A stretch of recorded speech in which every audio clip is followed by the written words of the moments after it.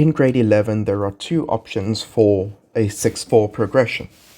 That is either option A, which is 1 5 6 4 1 6, or the inversion of that 1 6 5 6 4 to 1, or a 1 6 4, which is 4 to 1 6 4 to 4 6, or the inversion 4 6 to 1 6 4 to 4. Here we have an indication: study this pattern, and what this little block tells us is we have one voice, the bass, going according to this numbering, these numbers indicating the scale level, so 1 being the tonic, 2 being second and third, fifth, and so on. So one voice, the bass, moves either tonic, supertonic, and third, or the other way around, third to second to tonic. We'll have one voice moving contrary to this, contrary to the bass. That is what bullet point 1 says. We'll have one voice that remains the same. This is the fifth, and shown in this section.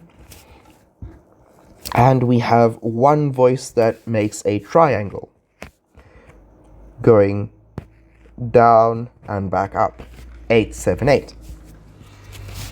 Shown here, we have the filled out examples that show us how these patterns are implemented.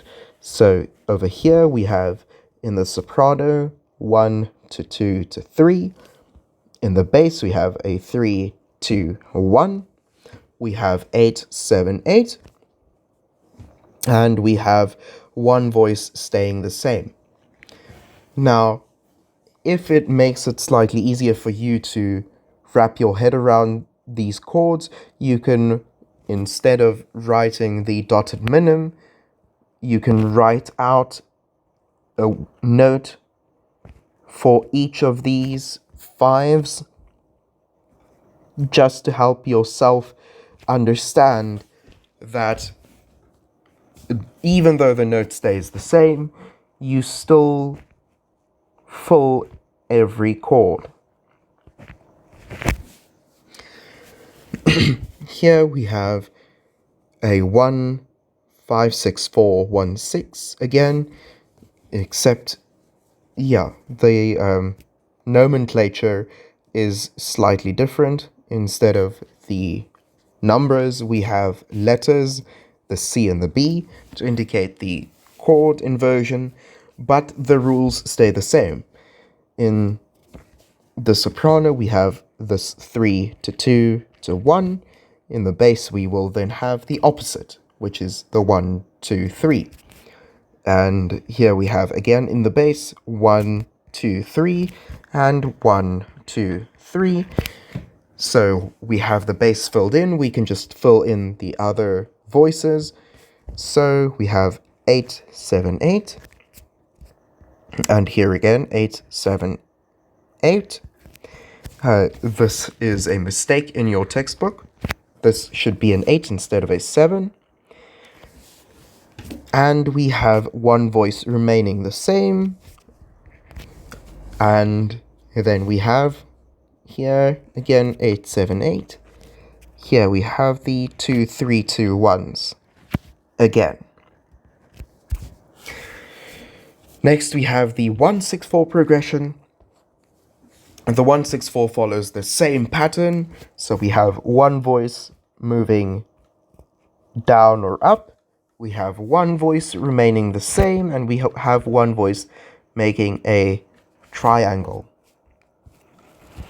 Looking at the filled out examples, we can apply those rules. Here we have 4 5 6.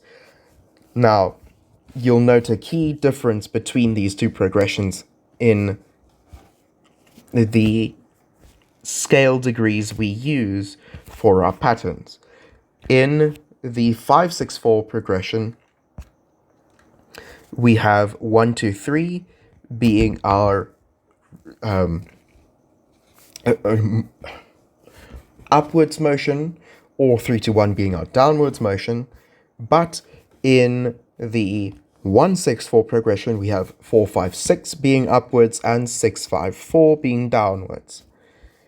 Instead of the 5 staying the same, we have 1 staying the same, and instead of 8-7-8, we have 4-3-4. However, for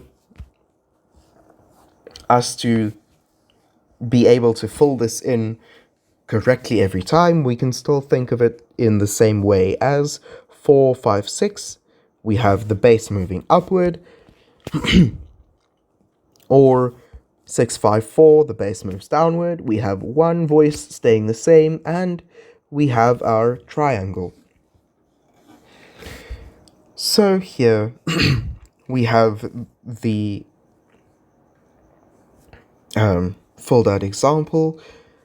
We have this, the 4-3-4, 4-3-4, and 4-3-4.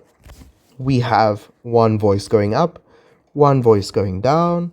We have one voice staying the same. Here we have one voice staying the same in the soprano, but where the voice that stays the same is within the chord doesn't matter, as long as you have all of your patterns filled in.